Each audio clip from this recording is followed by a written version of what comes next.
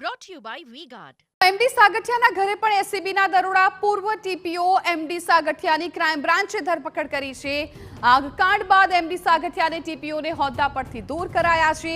University road પરની સોસાયટીમાં સાગઠિયા બનાવી રહ્યા છે બંગલો.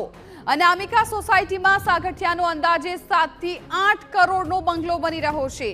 75,000ના પગારદાર સાગઠિયાની જંગી મિલકતો અંગે એસીબી તપાસ કરી રહી છે. કરોડોની મિલકત એમડી સાગઠિયા અને તેના પરિવારના નામે હોવાનું સામે આવ્યું છે. રાજકોટ, ગોંડલ, વીરપુરમાં અનેક સ્થળોએ સાગઠિયા કરોડોની મિલકતો ધરાવે છે. તો રાજકોટ મનપાની ઓફિસમાં પણ એસીબીની તપાસ. પૂર્વ ટીપીઓ એમડી સાગઠિયાની ઓફિસમાં એસીબી અને ક્રાઇમ બ્રાન્ચની તપાસ. સાગઠિયાએ પરવાનગી આપેલા કામોની ફાઇલોની તપાસ થઈ રહી છે.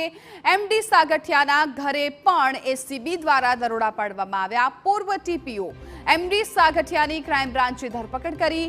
આગકાંડ બાદ એમડી સાગઠિયાને ટીપીઓને હોદ્દા પરથી દૂર કરાયા. યુનિવર્સિટી રોડ પરની સોસાયટીમાં સાગઠિયા બનાવી રહ્યા છે બંગલો.